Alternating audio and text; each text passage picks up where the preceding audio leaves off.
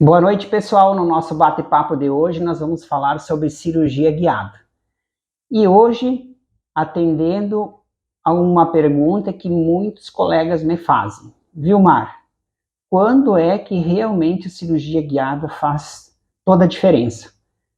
Me mostra algum caso que, se eu fosse fazer ele sem a cirurgia guiada, a possibilidade de eu ter uma intercorrência seria muito grande, ou muitas vezes, se eu não tiver o recurso da cirurgia guiada, seria um caso que talvez eu não conseguisse fazer.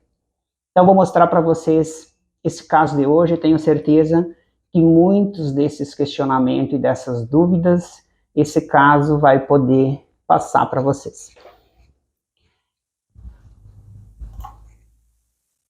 Então, aqui nós temos a necessidade da instalação de um implante na região do 24.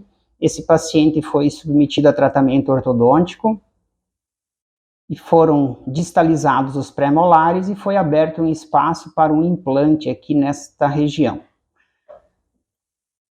Vejam que, mesmo pós-tratamento ortodôntico, esse elemento dentário 24 não teve uma distalização da maneira que se buscava, e além disso, esse dente apresenta uma curvatura no terço apical, reduzindo bastante o espaço para se fazer então a instalação de implante nesse local. Se nós fizermos uma mensuração nessa região, a gente percebe que nós vamos ter um espaço de 3,1 milímetros entre laminadura da distal do 23 e mesial do elemento dentário 24. No corte axial, fazendo uma navegação, nós percebemos que a nível de região cervical nós até temos um espaço muito bom para implante, mas à medida que a gente vai se aproximando do terço médio e cervical, pelos fatores que eu falei há pouco, relacionados ao posicionamento e à curvatura da raiz do 24, nós temos então uma redução do espaço para a instalação de implante. No corte parasagital, nós percebemos um caso extremamente favorável, né, com uma espessura óssea excelente, uma altura óssea também excelente e até uma condição do trabeculado ósseo excelente também.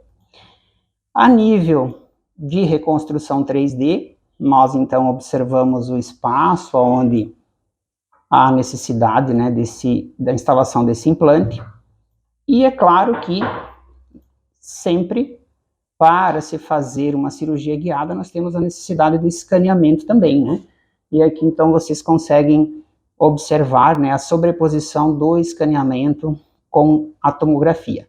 Visualizamos o escaneamento na imagem em 3D, e aqui também, sempre, né, com aquele cuidado de nós termos, né, uma sobreposição extremamente precisa desse escaneamento. E aqui vocês conseguem observar, então, né, que o escaneamento encontra-se perfeitamente sobreposto, adaptado à região do tecido mole do paciente. Não só do tecido mole, mas também nos elementos dentários. Vejam então que a junção escaneamento e tomografia se deu de maneira precisa.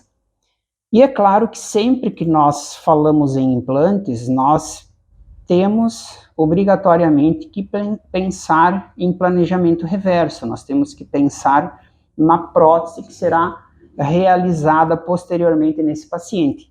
Mas, embora a prótese seja realizada posteriormente, ela tem que ser pensada previamente à instalação do implante. Então, dessa maneira, é necessário que nós façamos um enceramento. Pode ele ser virtual, como eu estou fazendo aqui, né, o posicionamento de um elemento dentário, para que a gente tenha, então, a nossa referência para o posicionamento do implante. Feito, então, esse posicionamento desse elemento dentário, sim, nós fazemos, então, o posicionamento do nosso implante. Aqui vocês percebem a saída, uma vista vestibular, e agora, então, nós podemos e devemos ter uma visualização da saída oclusal desse implante. Então, vejam que está centralizado, tanto na vista vestibular, bem como numa visualização oclusal. E é claro que tudo isso nós temos que vir validar e visualizar nas nossas reconstruções horizontais e parassagitais. Vejam então aqui a importância da gente ter um planejamento 3D e posteriormente, né, a impressão de uma guia, porque nós estamos trabalhando em espaço extremamente reduzido, 1 milímetro mais para o lado mesial ou paradistal. Esse implante irá tocar a lâmina dura e, na grande maioria das vezes, nós temos sensibilidade nesse paciente. Sem contar, né, que se nós tivermos um desvio maior, iremos atingir as raízes desses elementos dentários.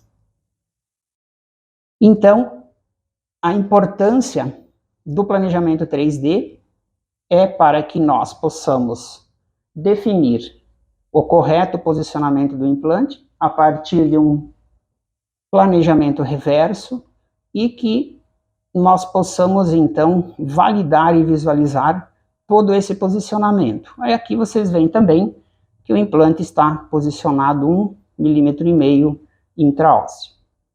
Agora, então, nós vamos visualizar o procedimento sendo realizado em boca. Esse caso foi realizado pelo nosso colega Luiz Pina. Aqui, então, vocês observam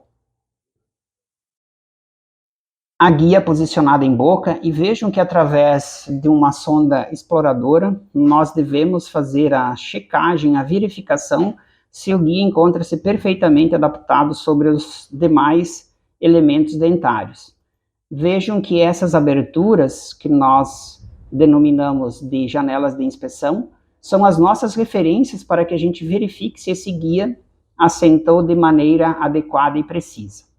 Sempre nós devemos ter nos nossos guias janelas de inspeção nos dentes posteriores, de ambos os lados, e nos dentes anteriores. Feito isso, feita essa checagem e sendo validado o posicionamento do guia, nós partimos para o procedimento cirúrgico. Primeiro procedimento que nós vamos fazer é a utilização do punch para fazer a remoção da mucosa. Então, essa imagem que vocês veem não é de uma broca. Esse instrumento é o punch, que vai adentrar diretamente na anilha, ou seja, o punch ele apresenta o mesmo diâmetro da anilha.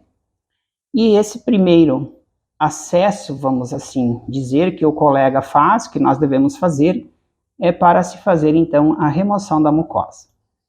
Aqui vocês veem, então, o procedimento da remoção da mucosa, e agora sim, nós observamos aqui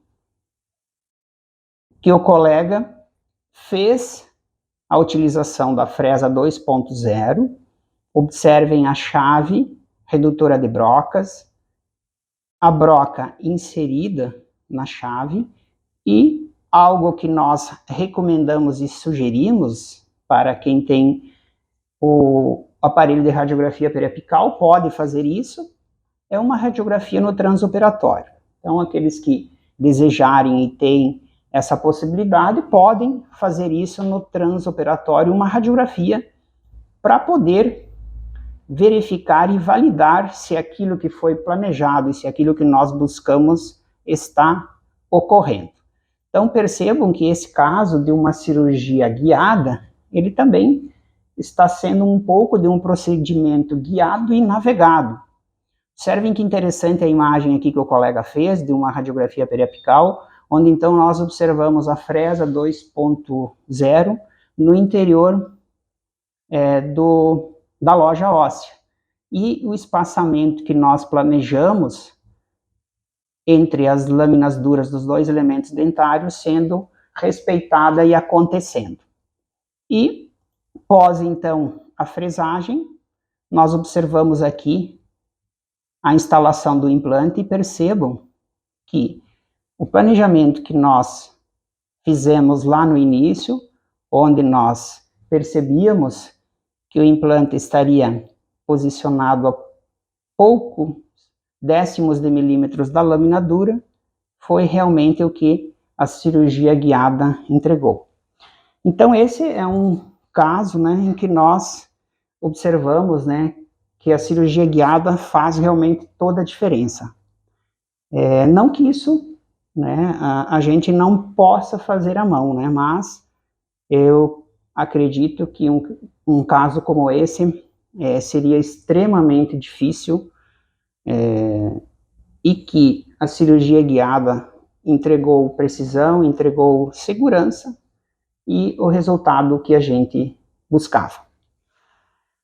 Quero aproveitar para finalizar e falar para todos os colegas que na radiodôntica, além das guias, além dos planejamentos, vocês também têm à disposição todos os kits de cirurgia guiada das mais diferentes marcas, como vocês estão podendo observar agora, que o Fabiano está mostrando aí para vocês.